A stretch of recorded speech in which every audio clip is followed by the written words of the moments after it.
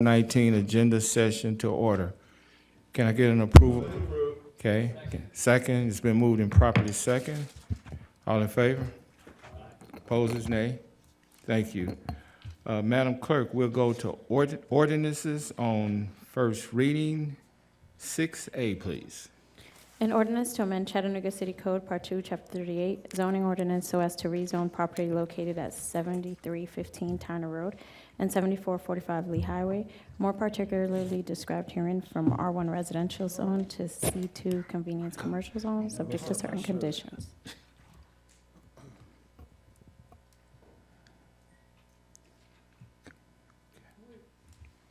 Wait a minute. My box is not working. Mr. Chair, Yes. I think you just punched on me because it's working. I think it's working. Well, mine's not. Yours not working? Yeah. Everybody else's might, but mine's not. Okay, there you go. Okay, Councilman Mitchell. Well, I There you go. kind of jumped in front. But I was going to ask, and I heard her say that she thinks everything's okay, but are we looking at the original version or the alternate version? I see that there's a staff and alternate. I know probably not looking at the applicant's version, but which version are we looking at? Well, if you're through, I'll connect you, yeah. Oh, okay. Now you have a mic. Thank you. I think that's a really good question. I know we had an original version with conditions, and I'm going to ask John to read that tonight. Is John here today? Hey, John. So I've heard nothing further from the meeting I had with the folks and the conditions we put Yes. on, and it needs to be whatever version has the no outdoor. That's the alternate version? Which, all right, we have 1, 2, 3, the third one down. Yes, it says alternate version, I believe. That's the one that encompasses everything? Yes, ma'am. Okay, I think what I'll do is just have you read those conditions tonight to make sure that they're protected. But that's good. Good question, Councilman. We're good to go as far as I know, Mr. Chair. Thank you. Okay, we'll move on to resolutions. 7C, please. A resolution approving short-term vacation rental application number 19 STVR 00014 for property located at 514 Cruton Street. D, please. A resolution approving short-term vacation rental application number 19 STVR 00011 for property located at 1601 East 13th Street. E, please. A resolution authorizing the City Finance Department to renew the contract with Nationwide Recovery Service for 1 year to provide collection agency services for the City of Chattanooga. F, please. A resolution authorizing the Chief Human Resource Officer, Beverly Moultrie, to enter into an agreement with Industrial Organizational Solutions for the purpose of administration of police sergeant, police lieutenant, and police captain promotional testing for an amount not to exceed $100,120. G, please. Planning item. A resolution adopting the White Oak Mountain Area Plan, Area 12. Councilman Ledford, please. Thank you, Chairman. Now, we did cover this in strategic planning session at 1:30, and I believe everyone is ready to cast their vote on this item at 6 o'clock. Great, thank you. Thank you. Okay, we have Public Works and Transportation items H, S, I, and J, which we went over last week. Are there any questions regarding these items? If not, we'll have a departmental report from our great fire department. Wow. Looks like y'all going to the junior prom, all them uniforms on and what have you. You're looking good, gentlemen. We aim to please. You're doing a good job. Thank you, sir. Thank you. All right. Once again, council presentation, we enjoy doing these things. It really kind of highlights our department, kind of lets you know what we're up to, bringing you up to speed. And I know you're counting ums up there. I see you already on me, so feel free to count away. 5 already? All right, here we go. Starting out, we just hired 25 new recruits. Thanks to funding, that brings us up to full staffing, so we're excited about those 25 recruits. Chief Will Andrews is in charge of our training division and getting those folks up to speed. They will graduate late September or mid-September, I believe. So we're excited to have that one. That does highlight an issue that we've had in the past with staffing. If you see up there, our staffing levels are currently averaging at around 3.7. Prior to the academy, it was lower than that. So on a daily basis, with injuries and time off and all that, we're averaging around 3.7 firefighters on the trucks at all times. And if you remember, with our safer funded positions, we were able to bring full staffing to 390 for operational folks. So that's a big deal for us. And we predict that once this academy comes out, obviously that number will maintain. And that's what we're looking for. We're excited about that, to finally get that full staffing in the companies for that. So again, thank you.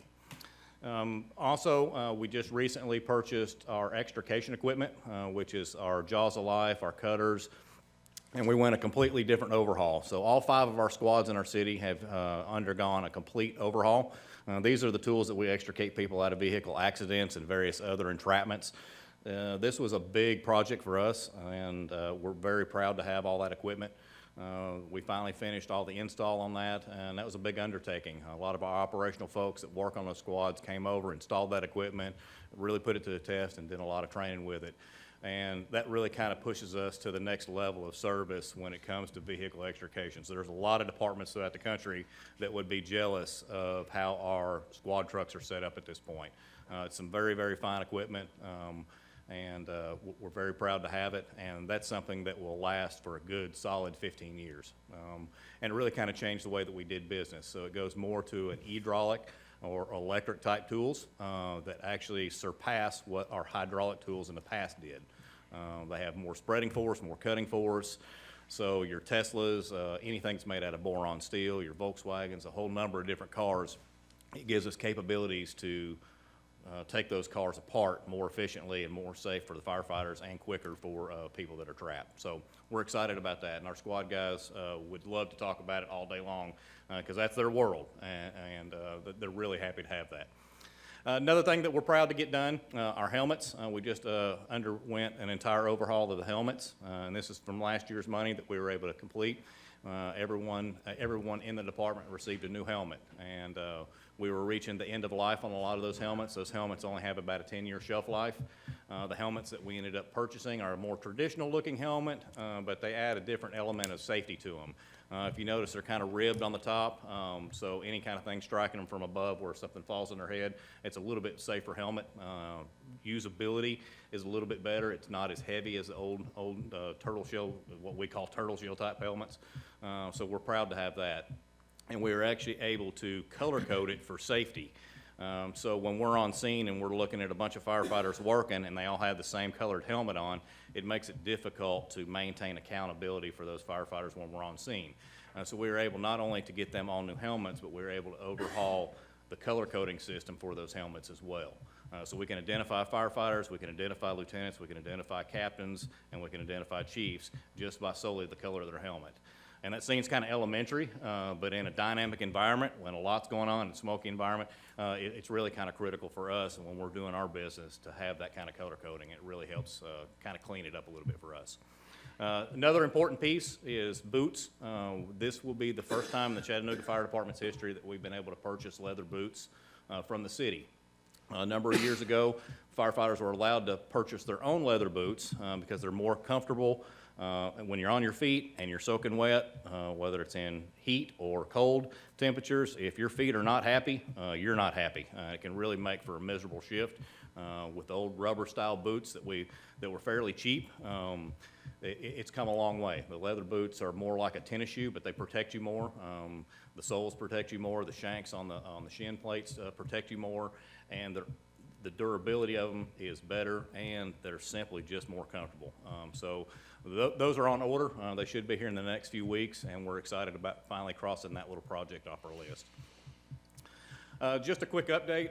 As you know, cancer prevention for our firefighters is critical. We were able to do second sets of turnout gear, completed that project along with boots and helmets and all that. All of that is really designed to protect the firefighter from the elements and then also all the cancer or all the carcinogens that we're exposed to on a daily basis. And as you know, firefighters are extremely more susceptible to getting cancer from being exposed to these items, even when we wear all the gear, we spend a lot of money on the gear to protect our firefighters, but we're still exposed to that kind of stuff. Recently, Chad Crisp, one of our lieutenants, was diagnosed with esophageal cancer a number of months ago. Saturday is his last day. He is actually having to retire from the fire department because of his cancer that he's received. And we can't prove that it was fire-related, and we can't prove that it was health-related. We can't really prove where that cancer came from, but it certainly indicates that our firefighters are exposed to those carcinogens. And we're sad to see him go. We're super sad to see him go. We're having a party for him Saturday to kind of see him off, and he's still part of our family. So we don't lose touch with him after that fact, but it is sad to see a firefighter get cancer, and we know it happens frequently, and probably everybody in this room knows somebody or has been involved with somebody that has had cancer and how traumatic that can be. And for our family, that's something that's traumatic for us. But unfortunately, he is retiring. He has had some positive results through some of his chemo, so we're excited about that. But I just wanted to bring you up to date on Mr. Crisp. Lastly, Station 5 in Highland Park, we will have a grand opening May 1st, and we're excited about that, and you guys should be getting an invite here soon to do that. Today, also, we received a new fire apparatus that's going to be going to that station that will take Ladder 5's place that we had in the past. So if you recall, if you flash back a couple years ago, we took Station 5 from a 2-company station in Highland Park to a 1-company station in Highland Park. And we did that so that we could fund the Station 11 in Hickson with those same personnel. So we were able to fully staff that station with those personnel, but it cut us 1 company at Station 5. So with this new truck coming in, we're actually moving Quint 2 from Station 1. If you remember, Station 1 had 4 companies. We're cutting it down to 3 companies now and moving that ladder truck, which will be in a new truck now, to Station 5, which will return us to 2 companies in Highland Park. And we're excited about that. As you know, Highland Park is a busy district for us, and we felt to manage that the best way that this new truck would go to Station 5. So when we do the grand opening, you'll see a new pumper down there, a new 109-foot aerial device, and also the new station. So we're excited to see that, and it's an exciting thing for the Highland Park community. So, I also wanted to bring you up to date. You guys tasked me the last time when we entered into the mutual aid agreement back in September. You asked for me to track how many of those runs we go on and how much of an impact it has on our department, how much of an impact it has on our community.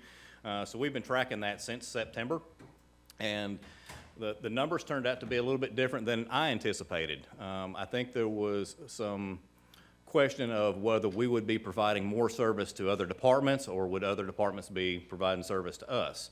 And it turns out that we're actually receiving more aid than we're giving. So from September to March, we ended up receiving about 24 mutual aid assignments, and mutual aid given was about 20. And that's just to March right now. We've actually had several other mutual aid events since March. But it really does help us out. So out of 44 events, we have actually received more mutual aid than we have given. And I think that's extremely important. It's kind of exactly what we were wanting as far as numbers were concerned. We wanted that to be mutual. We didn't want it to be top-heavy where we were providing all those departments with support. We wanted to be able to utilize their support as well. So the trade-off for all that, or the good, or the bright light in all that, is that our citizens receive better service. And I'll give you an example. So if we send a couple companies out of Station 1 to go on a mutual aid assignment, we're actually pulling instead of using our own companies within the city to backfill those stations, we're actually able to utilize mutual aid to backfill those stations. So you may see a Red Bank engine or an East Ridge engine in one of those stations to cover those gaps in coverage. So not only do our firefighters and those outlying companies don't have to relocate anymore, we're able to use the mutual aid companies to backfill that. So if you remember, we only have 26 fire companies in the city. If I send 2 or 3 or 4 of them out for a mutual aid assignment, that cuts our response, right?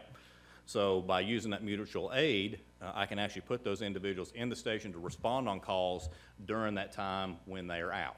Does that make sense? So it really increases our capabilities as far as a fire department to be able to provide quick response. So if we had a gap at Station 1 with utilizing those mutual aid companies, if we ended up with a medical call right across the street, instead of that station being empty, I actually have fire companies with trained personnel that are able to still respond on those calls. So it really enhances our emergency preparedness and our emergency service to our citizens. So this is just a slide to kind of indicate kind of where we were at starting out in 2018. We gave a little bit more than we received, but if you look at 19, it changed quite a bit on us. We changed the way that we did response, and it's been a learning experience for us and the mutual aid system to kind of figure out what works best, what's the best practices, and really try to utilize the system as best as it's intended for. And you can see the change there. There was a question about what it actually cost us to send apparatus out to these events. And I think first blush from that is everybody thought it was going to be extremely expensive to send one company to Signal Mountain to help with a house fire. The personnel are already paid for. So it's not that we're utilizing more personnel to do that, we're just using our resources a little bit more efficiently. So we broke it down by apparatus and what the FEMA required schedule is when it comes to reporting and when we do reimbursement and all that kind of stuff. And we really figured out for one single apparatus to operate for an hour, it's only about 125 bucks. And I think that's a different figure than what we really anticipated. And I think that one really kind of highlights that it's not terribly expensive to send those resources out, but it does utilize them. So really that $125 is around just about the fuel cost and some of the equipment that's on there that we actually use. So I thought that was kind of an interesting fact. Moving on, our Type 554 or our assist invalid calls are what we call our frequent flyers. As you know, an aging population and a different healthcare system, the number of non-emergency responses that we go on has dramatically increased. We end up on a lot of non-emergency calls that are simply just helping citizens out that are in need. And it could be anything from an individual that may be an invalid that falls out of bed that we have to help them get back in bed. It may be that their healthcare worker hadn't been there and that they need somebody to help them with their food. They may need something very specific, help them put their socks on. So we do a lot of that convalescent care on the fire department level. And obviously those number of calls have increased over the years. If you look back in 2013, we only ran about 435 of those calls. Move forward to 2019, over 1,100 calls we run of non-emergency calls throughout the whole city. And I think part of that is, it's a nationwide trend. It's not just City of Chattanooga, it's a nationwide trend. We have an aging population that require more needs, and we're the first line of defense for that.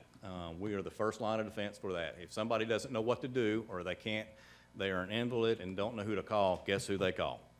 They call the fire department, they call 911, and we will always send a truck to go out and help and figure out what we can do for them. So it's caused us to change our game a little bit. We see folks in conditions that are not what we think are up to speed for those individuals, and we want to get them help. And so we're trying to change a little bit about how we do that response. So when we get on scene, we can identify what the individual's needs is or are. We really look hard at what the root cause of why is this individual calling 911 15 times a shift. And we're running a truck out there for 20, 30 minutes to go help this individual 15 times a shift. So we're trying to find out what the root cause is for that specific individual so we can get them help. And we've done that through a program that I'll let Chief Andrews speak on it here in a minute. But that's kind of the problem that we're facing, is trying to find these individuals help, get them the support that they need, which will in turn reduce the number of times that they have to call 911. And obviously, every time they call 911 for a non-emergency event, that takes away from our emergency events that we need to have the apparatus on. And with only 26 apparatus, it may sound like a lot, but when we do 2, 3, 4, 5 of those calls in a shift, you know, that can really upset the mix when it comes to emergency response. So, but really, the bottom line is that we care about the individuals that we're seeing. We don't like to see them in poor living conditions, and we want to, really, the end result is to get them the help that they need. So there's just another reflection, 584 calls back in 2014, all the way up to over 1,100. You can just kind of see the spike and the trend that is. If you did a snapshot of this with a national average of what non-emergency events are for fire departments, I would predict it'd probably be very similar. More fire departments are trying to do this, which is causing more fire departments to come up with programs and ways to assist this problem. We put a little heat map together.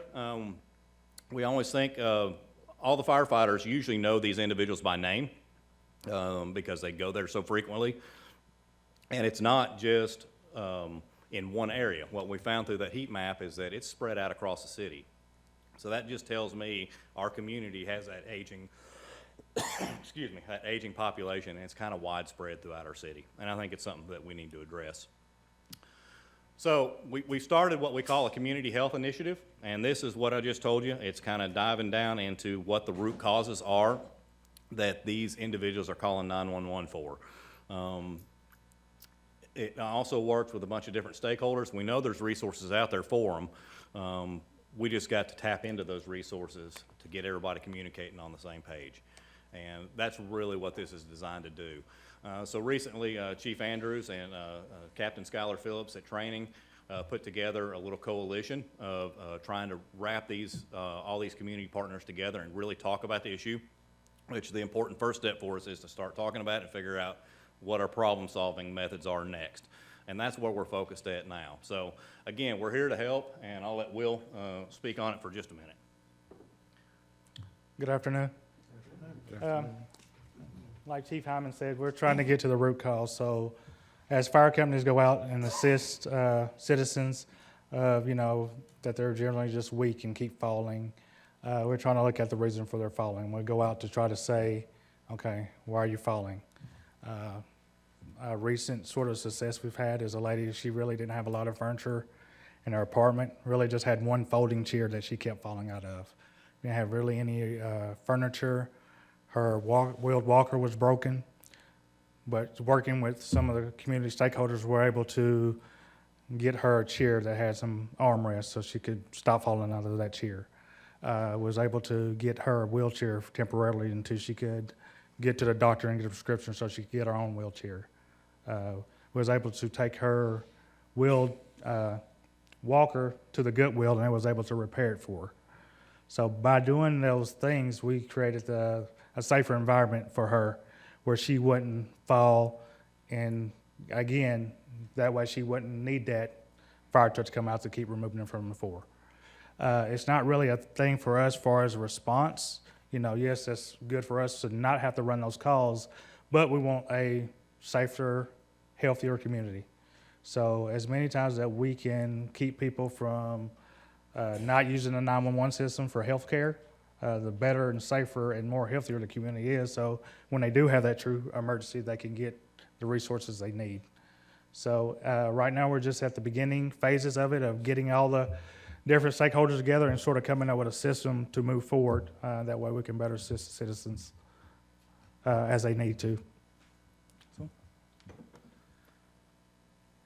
And don't let him sell it short. They've worked their tail off doing this. They've done some research. They drove up to Lexington, Kentucky. They have a community paramedicine program. So they're looking at what other departments are doing and what successes and failures that they've had, and they're bringing them back here to kind of tailor it to what Chattanooga needs. Each one of those programs has goods and pros and cons with it, but we kind of have to figure out what's best for the program for our citizens here in Chattanooga, because it's each community is a little bit different. So we really have to identify that and really work hard to do that. So this is kind of step one for us. I look for this thing to grow with a lot of support and from these other agencies. The other agencies that came to the coalition that spoke were really passionate about this. It's from the healthcare system, so these individuals are passionate about healthcare, are passionate about getting people the help we need. But us being first line in the door, we're kind of that first connection point, and we want to make sure that that connection point doesn't slip. We're really passionate about that, so we're looking forward to that over the next handful of years. All right, lastly, I wanted to brag a little bit on our urban search and rescue team. As you know, we have an urban search and rescue team that is comprised of our squads that do a whole bunch of different rescue disciplines. They do confined space rescue, rope rescue, collapse rescue, and trench rescue. Those are the 4 basic main disciplines, in addition to running fires, in addition to running extrications, in addition to running medical calls, in addition to running non-emergency citizen calls. But these individuals went to Van Buren County. They had an unfortunate death in Van Buren County where an individual succumbed to his injuries in a trench collapse, which is unfortunate. But we were able, in part of our 10-county region that we respond to for urban search and rescue, our team was able to provide Van Buren County, which has extremely limited resources, a means to end up getting this individual out of this trench. Although the outcome was poor, our guys were able to go up there and actually pull this off and to pull it off safely and not risk any further injuries of any of the other workers that were in Van Buren County. And I think that's the important part here, is that they did this with precision. And it looks like a bunch of dirt and plywood and timbers. That is a very complicated, complex, and dangerous operation. Those kind of events right there are a high-risk, low-frequency type event, but they can be catastrophic if things are not done precisely. And our guys train hard to make sure that they can perform on these. The last one that we did was probably in 2010 in Appleton. I think we had one number of years in Appleton. So they don't happen often, but when they do happen, you have to be on your A game, you have to know what you're doing, and you have to have the equipment to be able to pull it off. And for us to be able to provide to Van Buren County that has a volunteer fire department with just a couple trucks and absolutely no urban search and rescue resources, we as a community we're able to provide that for them. So I just wanted to highlight that at the end here, that our urban search and rescue team is up and running and fully functional and do an outstanding job. So with that, I'll entertain any questions. Councilman Ledford? Thank you, Chair. Chief, thank you. You shared this with me, I think, Yes. when this was going on. I was fascinated with the engineering aspects of what you all have ready at your disposal. And for folks who are looking at these pictures, it's they don't make this on the spot. These are ready-made. These are ready to go. It's not something they build on site. Correct. And then having that those resources available, I think, is incredible, number one. When you were talking about the 554 incidents, Yes. have you seen any, you said there's an increase in calls, but have you seen an effect on, with your response time, or there's obviously a reason you're taking an extra step towards addressing it because of the increase. Are we in fear of it affecting our response time to fires? Those type calls will always be present. The fact that they have escalated over a number of years does concern me, and it does take away from our emergency response. So I think by being proactive, we can cut that off. So we're having less companies that are committed on non-emergency events that can be available for emergencies. That's great. I was hoping that was exactly the thinking. When you were talking about the new spreaders and the Jaws of Life, has the weight decreased with the new equipment? Because I know they are extremely heavy. They are extremely heavy, and they're heavy for a reason. If you take a light tool to a heavy incident, it will break. It'll break. And the reason that they are heavy is so that they're durable. And we have used Hurst tools in this department well before I was hired here. So we have some company loyalty that's there because that product is a product that we don't have trouble out of. It is rare that we break one, and it is rare that we have problems with them, and we have to depend on them. But they are heavy. The Jaws of Life weigh about 70 pounds. The nice thing about the hydraulic tools now is that you're not tethered to a generator and you're not tethered to a hydraulic hose that can risk rupture. We can actually rupture a hydraulic hose that comes out of there at about 10,000 PSI. And with a penetrating injury, we can actually have severe penetrating injuries on firefighters using those type tools. With these new electronic tools, we were actually apprehensive early on in testing these tools because we had had some bad experiences with battery-powered Sawzalls. They'd last for about 2 swipes, and then you were ready to throw it in the ditch. So with these electric tools, we were a little apprehensive at first, and we found out that they really, with the new lithium-ion batteries, they hold their charge, and they do what's needed to do, and they were actually able to increase the amount of cutting and spreading for us. So we're super happy with them, and it creates an element of safety for our firefighters that we didn't have to contend with, that we don't have to contend with now that we had to contend with when we were tethered to a generator. Fantastic. Thanks for that report. You still rescue kittens and trees? Man, if your cat's stuck, we'll come get him. That's our fire department, ladies and gentlemen. Thank you, Chairman. Thank you, Chief. Councilman Henderson.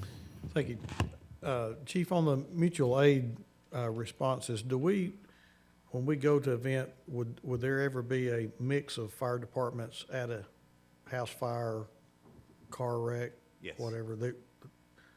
So do we do joint training exercises then with the surrounding companies? Yes, and it's really hard to come up with a comprehensive training plan for that, and that is something that we've talked with the company officers since the inception of mutual aid, and even prior to that.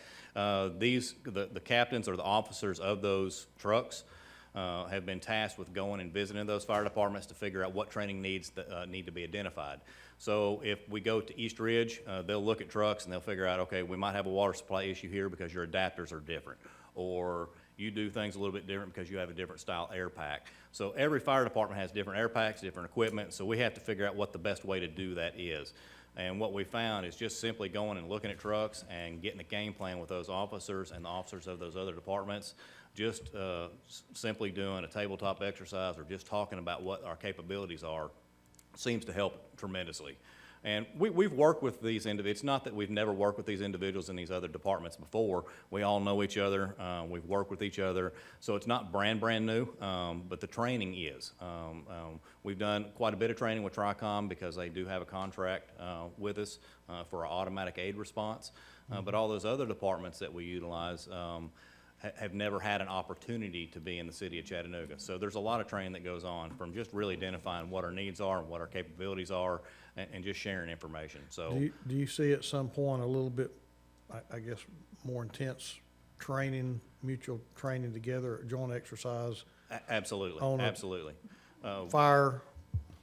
Yes, Okay. yes, and that's something that we can stand up through the training division and also the company officers. I'm really wanting the company officers to take the initiative to be very specific in the training needs that they want. I can come up with a comprehensive training plan and say, we need to go do this, but if it's not applicable for that specific department, each department has specific things that we need to train on. So to do a comprehensive plan is a little bit more difficult.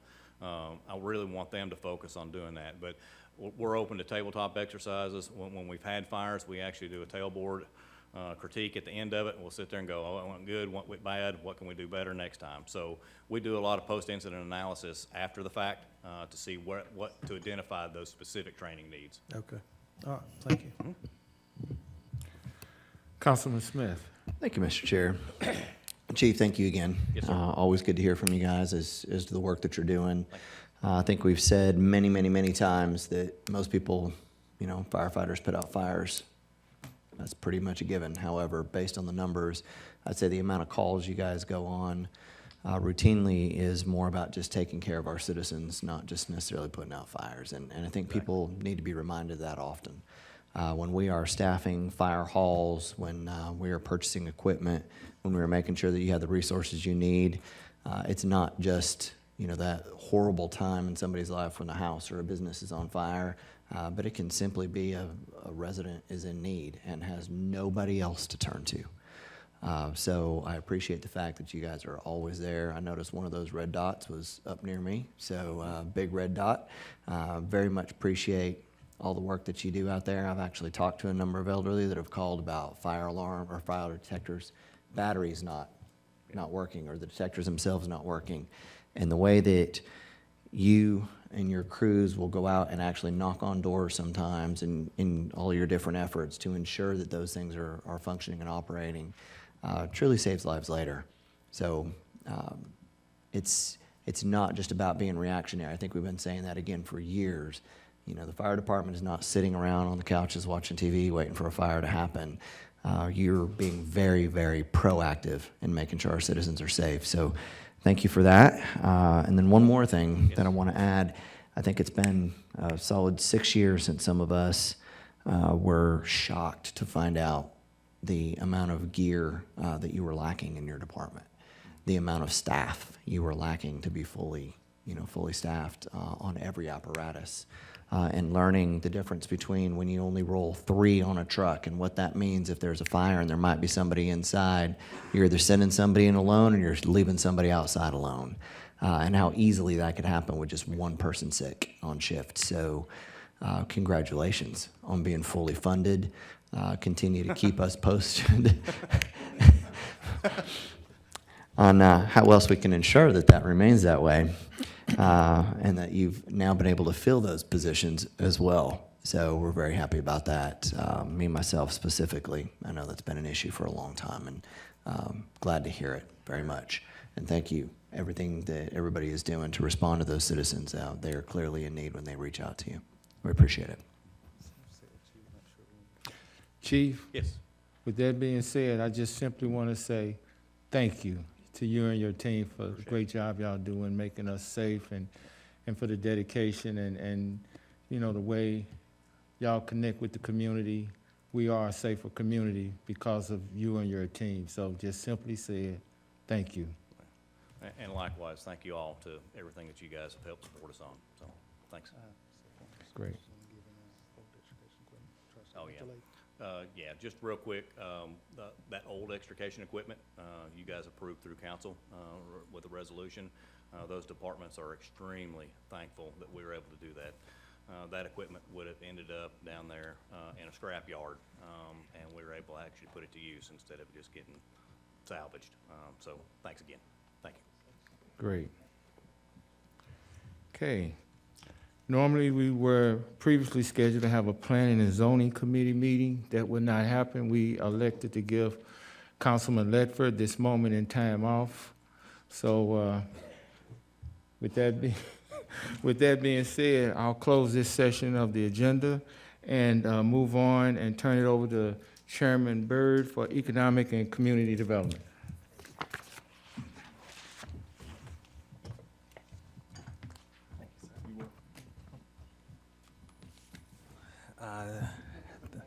Thank you all. Minute approval?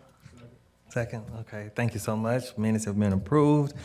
We will start with resolutions under Economic and Community Development, Committee 7A.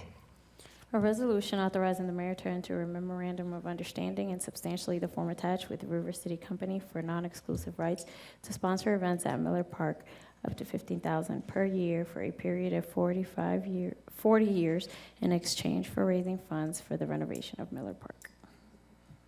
Any questions? Seeing none, all right, 7B.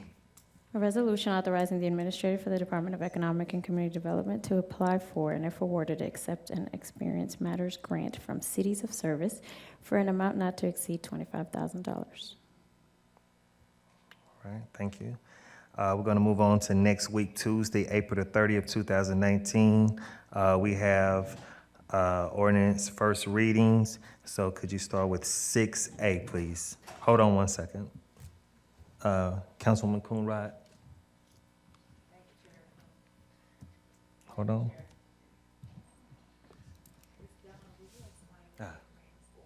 Thank you. The Experience Matters or someone.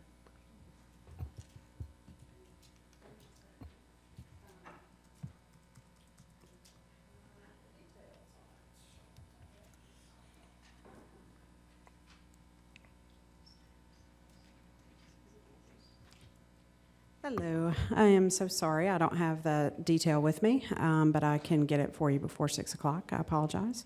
Yeah, Mr. Greg, he had explained it to me, like I'm aware of it, didn't know if the rest of the council, if they knew what it was about. I think it's great. Oh, well, good. Okay, hold Sorry, on I one. just don't have that detail sheet with me. All right, we'll get that information to you, Councilwoman, but I think you said you do everything understand and think it was great. Yes, sir. Yes, ma'am. And we also have Councilman Gilbert. I'm sorry, Chair, going back to A, can you explain that to me? Sure, the River City item.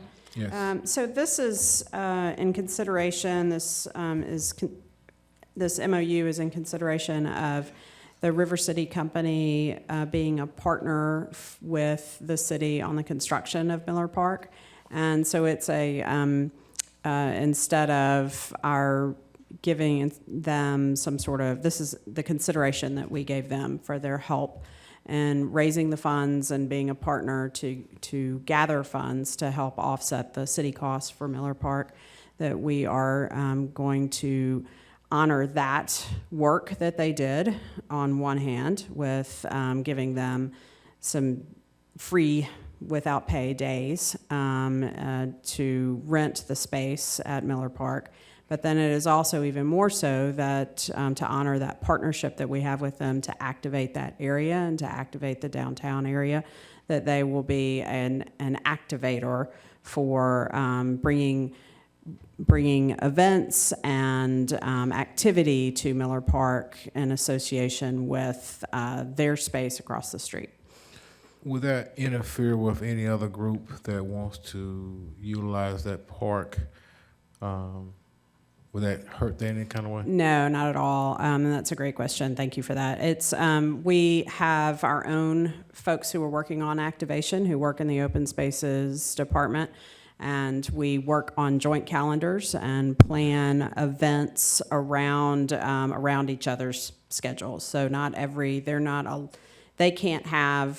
River City can't have every Friday and every Saturday because we have other events that are citywide and neighborhood specific to plan for Miller Park. And we actually are, again, not just hoping that they will come to us, we are actually going and looking for events to have and to create at Miller Park with our activation specialists through open spaces. So we have priority of it. Oh, yes, absolutely. Okay, thanks. Yes, absolutely. Thank you. Is that it, Councilman? Yes, sir. All right, thank you. Councilman Darren Leffert. Thank you, Chairman. Maura, is this operating, I'm glad you talked about open spaces, is this operating outside of our new PACE program? It is similar to the PACE program, but it is, and I'm just going to double check with my third base coach here with Travis to be sure. This will be acknowledged by the PACE committee that this is an already agreed upon arrangement like things that would come through the PACE program. And let me make sure with Travis that I said that right. Sure. I may not have, so it's easier. So the MOU with River City is just in regard to Miller Park in itself.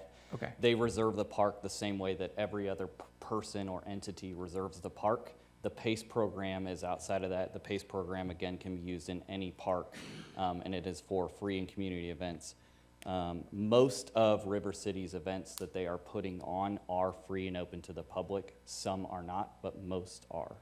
And so we are trying to encourage those activities to happen everywhere through our PACE program rather than this is as part of the outlined agreement prior to me even existing here to get the park redeveloped. Okay, so the scheduling's handled through the same department That's correct. to avoid conflicts, as Councilman Gilbert's question was alluding to. Correct. Okay, very good. Thank you. Thank you very much. Thank you, Chairman. Thank you. Councilman Gilbert. That young man again. Travis, yes. Travis, I'm sorry. I'm bad on names. If Nightfall is still going to be in the same location, then can another entity be inside Miller Park at the same time? Great question. We're working through the logistics of that. Most of Nightfall, if I understand correctly, and I have to check with my staff who's working with that team, most of Nightfall is still occurring in the plaza, and they are working on activating Miller Park in conjunction with that. So what we do understand is that vendors are going to be setting up in Miller Park, and so they can work through our department, Jonathan Sussman more specifically, and if you have people interested in vending within that, but that all goes as approved by the event producer that's renting the space. So you're telling me that if Nightfall is going on, another person or group wants to have a band or music at Miller Park, can they not have it at the same time? Because what you just said, that your vendors from Nightfall gonna be on Miller Park's property, correct? I think that we're trying to activate the space. Having two different bands there would be conflicting on music-wise. There may be a way to coordinate in between sets, but I think that's a larger coordination piece that really depends on the situation. I was thinking like Riverbend, they have two bands going the same, really 3 or 4 going at the same time that don't conflict. So I was asking, because I know some groups have a desire to use that facility more, and it could be on Friday, and making sure that they can correspond to one another at the same exact time. Sure. We're interested in all kinds of activities, and we're interested in reducing barriers and putting as many opportunities out there for individuals to come and collaborate. So I think that we're open to that. I can't sit here and say that yes or no. It depends on the situation, but we are the people to speak with on trying to work that out. Can you let us know how y'all come up with that, if two can correspond to one another? Sure. And also the vendors can, if someone has a program out there and they want to use trucks, food trucks, I think we passed where they can actually sit up on the side now, correct? So in Miller Park, on the road that's on Market Street, food trucks are allowed to be there as of now. They just need to call and reserve that space. I think it's $15 to reserve the space for the day, I think is correct. But yeah, and then most food trucks and event things, when they're put on by an event producer, they like to control who's coming and that, so it works through the event producer on getting that approval. But we have the contact information to put those people in touch with the event producers and try to encourage more diversity of opportunity or activities. I appreciate it, thank you. Thank you, Councilman. All right, seeing no more questions, we will go on to, thank you so much. We will go on to next week's Tuesday, April 30th, 2019, ordinance first readings, 6A. An ordinance to amend Chattanooga City Code, Part 2, Chapter 2, Article 20, short-term vacation rental certificate. Have any questions? Okay, Councilwoman Coonrod. Thank you, Chair. I spoke to Phil about this. I think it's a lot of confusion around this, and it's not the ordinance that I wanted to have done. So please don't put my name attached to this. And Phil need to send out the correct version of what I was trying to get done for us to discuss. So again, please do not attach my name to this ordinance. And Phil is gonna resend the ordinance out just that small section that needed to be changed. And he's gonna send that out to council so we can review that portion. So then I think LDO, they're gonna be doing some things later on. Okay. And that may be part of the confusion with constituents. They've seen something that I don't know who version that was, but it wasn't mine. Okay. All right, thank you so much, Councilwoman. And Attorney Phil, you'll be getting that to us here shortly. Yes, sir. Thank you so much, sir. All right, 6B. An ordinance to amend Chattanooga City Code, Chapter 26, Article 1, Section 2622 by deleting the caption reserved and adding a new heading entitled Non-Motorized Watercraft Public Launch Access. Any questions? Seeing, okay. All right, Councilman Chip Henderson. Mr. Attorney, I I didn't see the last, version. Have we taken the, subpoena powers out? No, sir, the subpoena powers are still in there because the latest version of the, at least the state bill, still had them in, waiting to see where they go. At least that's the version of last week. Well, we're the talking about a 18th. watercraft public launch access. Okay. I'm sorry, I thought we were talking about, different bills. No, no, this is, That's been removed. that has been removed? It has. Okay, Okay. Out of this ordinance, yes, sir. thank you, yeah. Yeah, I was specifically talking about this ordinance. Yes, sir. Too many subpoena bills floating around. You good? You good? Okay, hold on a second. Councilman Jerry Mitchell. Thank you, Mr. Chair. This is related to the discussion we're going to have on the paddleboard ordinance here in just a minute. Yes. Okay, just want to make sure. Thank you. Okay. Thank you, sir. It's all right. Thank you. All right, 7B. Resolutions 7A. A resolution authorizing the mayor to enter into a lease agreement in substantially the form attached with Do Edney LLC for office space in Suite 905 of the Edney Building, 1100 Market Street, for a term of 5 months at $3,000 per month for the occupancy of approximately 1,847 square feet of space for use by the Office of Youth and Family Development for the Low Income Home Energy Assistance Program for a total project cost of $15,000. Seeing no questions, this brings us down to the discussion of a paddleboard ordinance. And who will be presenting? Ms. Donna? Hey, how you doing, sir? The floor is yours. Cool. I think there should be a slideshow.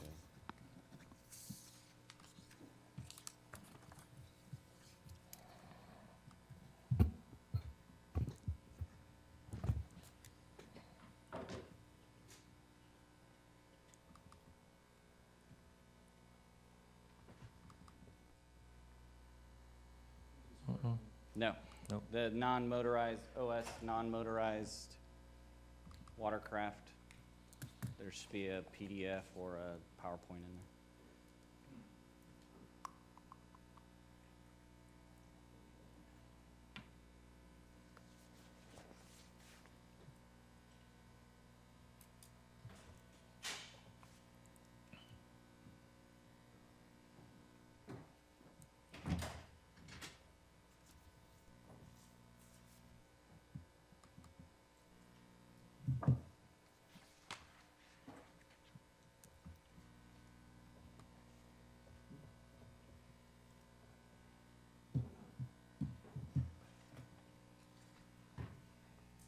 They're trying to pull it up.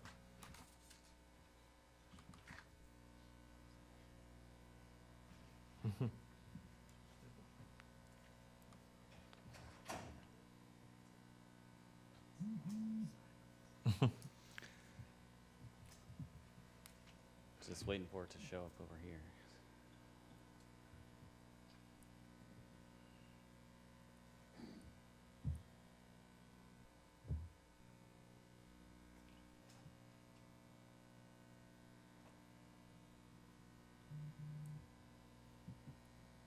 Okay. So, again, the non-motorized watercraft public launch access, so it's a mouthful. However, it encompasses kayaks, paddleboards, canoes, and other non-motorized accessories that may be used for water sport. So again, my name is Travis Kazmerzak, and I represent Open Spaces. Next slide. Oh. Okay.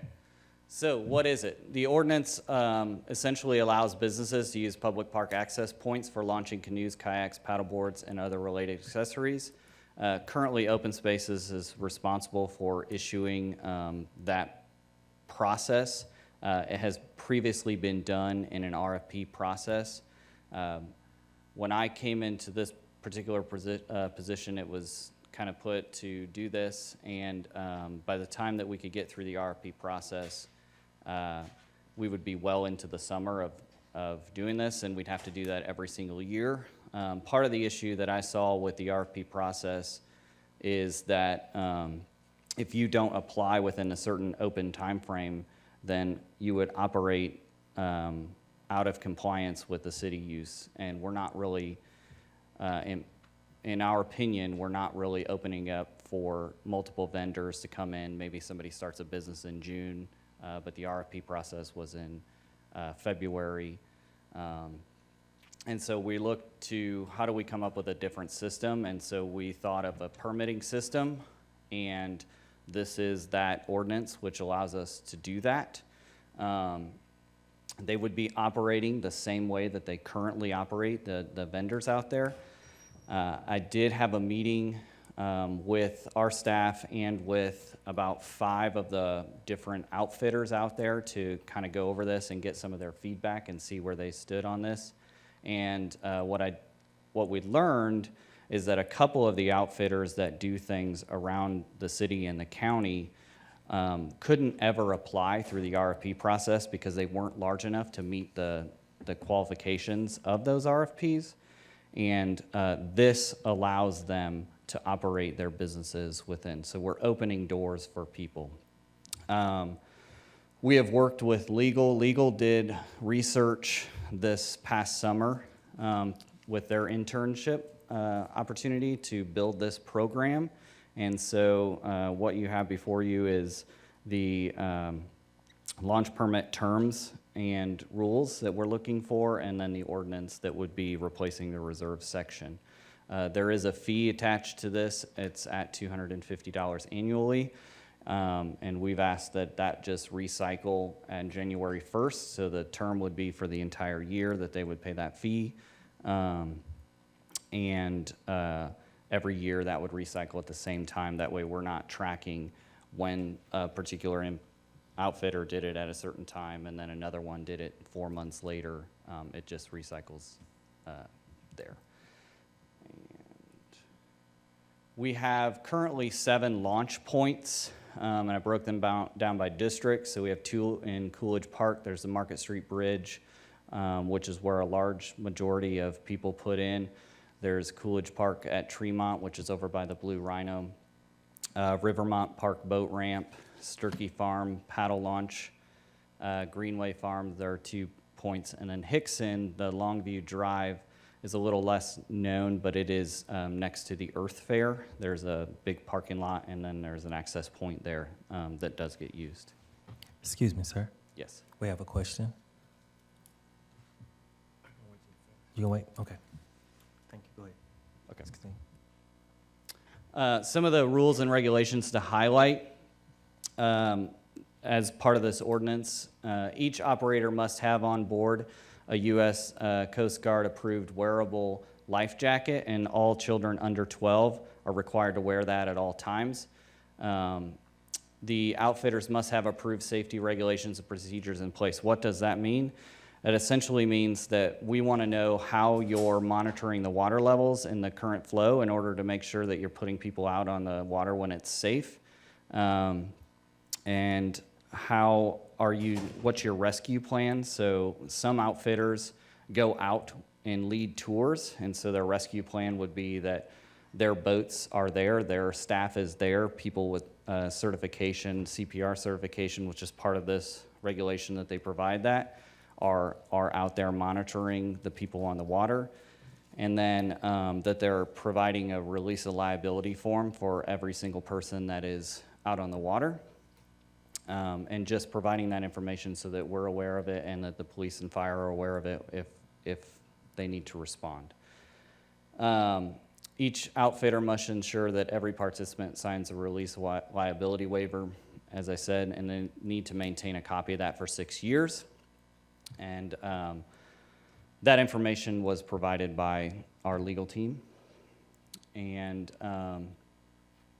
there is insurance required as outlined in the ordinance. There's no change to what's required on that. That is the current existing. We're not proposing any changes to that. We're just outlining that it is required, and part of this ordinance or permit is getting that from the outfitters so that we have an up-to-date copy and where I can track it and make sure that they're providing the renewal in time. Permit holder shall share participation numbers monthly, so we are looking to get feedback on how many people are using these launch points and what outfitters are out there doing that.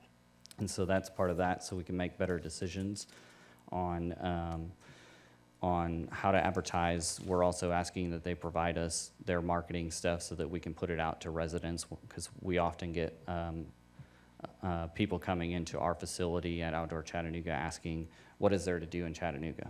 So as part of this, operating without a permit or in violation of this ordinance could result in a $50 fine per violation. This again was a directive from our legal team. And we currently do not allow, and we are emphasizing again, no storage of equipment or materials at site overnight. There's no change to that. And again, no change to the sales or rentals, which are currently not permitted in City Park per code. All sales and rentals must take place in the business office at their location. Requirements for the permit, I touched on briefly. They're pretty simple, but an equipment maintenance plan is also required. So we're just wanting to know that they're checking their equipment and making sure that our residents and visitors are going out on safe equipment that is ready to be used, and how often they're checking that, how often they're cleaning them, how often they're repairing them and replacing them. Most businesses are doing this anyway. We're just asking for that information so that we can provide it if needed. Monitoring plans, again, is current water levels, other river conditions, inclement weather plans. What are we doing and how are we informing that? And again, the rescue plan, they're still operating at normal park hours, and then a proof of CPR certification or water safety certification recognized by American Red Cross. In order to enforce, we are in the process of, with the adoption of this, putting together a park advisory board. This allows for a fair appeals process if for some reason a permit was revoked or a violation occurred and there was a fine and somebody wants to appeal that process, that it's just not coming back to me or my staff or somebody affiliated with us that enforced it. The oversight board shall consist of 5 members, is how it's written in the ordinance, to be appointed by the mayor, subject to confirmation by this body. And they will be there to hold hearings for appeals based on suspension, revocation, or denial of a launch permit. Most of that will probably likely occur on a lapse of insurance and not providing that. It's not mandatory, but we're looking for, based on the launch point, we're looking for districts to represent those launch point places. So we put together just a rough idea. And as a special request, we're looking to put together a Parks Advisory Committee that would have at least 2 representatives from each district. This is going to help us on the parks and open space side in a lot of different ways as we go forward with our Parks and Greenways Master Plan, but just being advocates for your community. And so some of those members could be appointed to the board. We do have it set up as a 3-year term limit, which is, I think, is a standard that the city seems to be using. So we are looking for you guys to provide us some advocates that would serve on that and represent your district for open spaces and how we can serve the community better. And that's all I have. Take your Thank questions. you, great job. Councilman Russell Gilbert. Sturkis Farm was great area, but it's more development in that area is coming in the future. For example, the airport is looking at putting something in there for its parks. Off Shallowford and Airport Road, there's a building there's been there for years. That'd be a great opportunity for somebody to open something up like that, like canoeing, biking, or paddleboard. So you might want to mention to some of your people there's opportunities. It's right next to the creek. Go right down and you're there. I think it's a wonderful opportunity for more people to do more paddle boarding, which I never would do, but it's a great sport. But I think that some other areas besides the one we mentioned may be opportunities for other people to set up. So hopefully you can mention that to them. Thank you, I will. Thank you. Councilman Ken Smith. Thank you, Mr. Chair. Travis, how will this affect, or will it affect organizations that we may already have agreements in place, like North Chick Conservancy, for example, that manages a big area over at Greenway Farms, and part of that is storage of canoes in our building over there. They actually do it for training, and they use those ramps off and on for things that they do on an ongoing basis already today. Will they also fall into this as a nonprofit that is engaging in some of these activities to where they'll have to be permitted as well? That's a great question. It's one that was just brought up today. So I met with, again, 5 or 6 of the outfitters, and they brought that up. I don't know that that was on my radar, so I think it's something that I'll just work with legal on determining how that would affect them. As far as the storage and things that are already currently existing, that stuff will remain the same. And it shouldn't impact as far as accessibility to the ramps. So I have to get back to you on that. Okay. Please do, and as Because I far know as, it also includes like the Boys and Girls Clubs Right. and different Boy Scouts, Girl Scouts, things. in schools, Yep, I know school, Hickson High has gone down and used that ramp over there off of Longview. sure, Granted, that one's actually not on our property. I don't think we can actually stop somebody from using it. correct. But I would like to make sure, and as far as anything that's currently happening will be okay, will need to be in writing, obviously, just to ensure. But yeah, organizations like that, I do want to make sure that we aren't suddenly stopping them from continuing their mission and what they're doing for our community. Right. Okay, thank you. Thank you, Chair. Thank you, Councilman Smith. Question, I paddleboard Riverfront Parkway, the River Park. Did I miss it, or they're grandfathered, or they're not going to be a part of this? I'm not sure I'm understanding. Several months ago, I didn't see Riverfront Parkway on here, the River Park. I made a miss. Is that a part of it? I was able to go paddleboarding last summer from there. They were using the building in the middle of the that park. Rock Creek manages? I think that was what it was. I'd have to check and see on whether or not that's a county-controlled space. It is. Yeah. Jerry Mitchell confirmed. Thank you, Councilman. All right, Councilman Mitchell. Okay, this whole advisory board,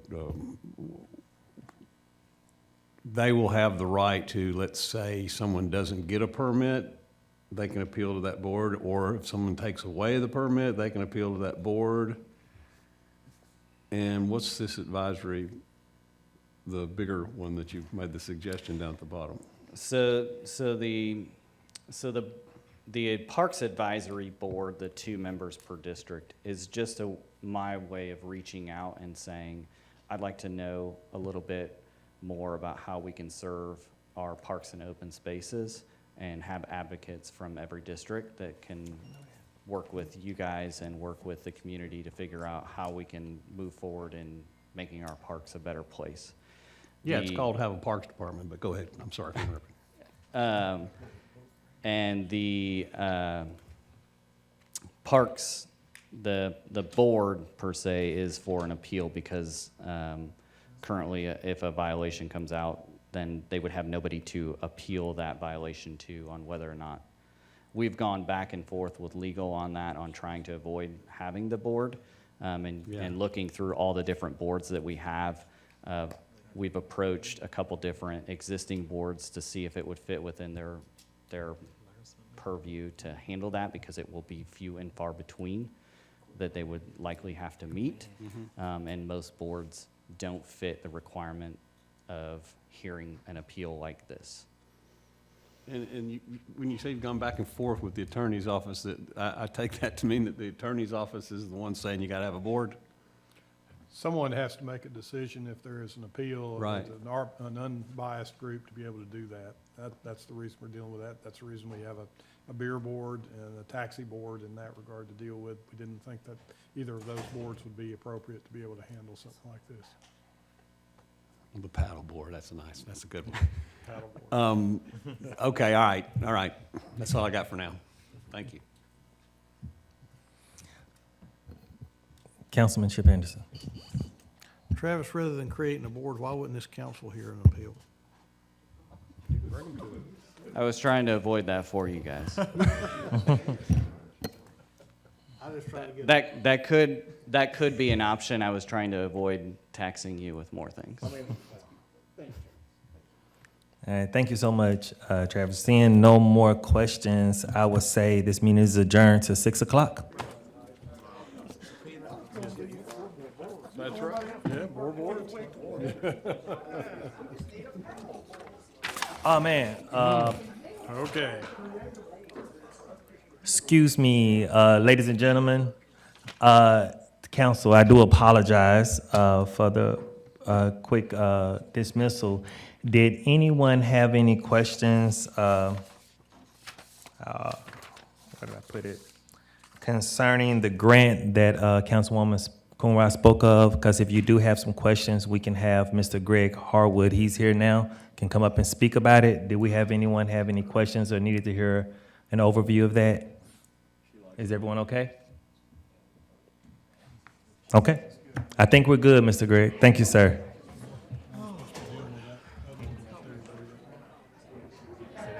Is that on the agenda? That's for next week, it looks like. It's a resolution. Right, for economic. ECD.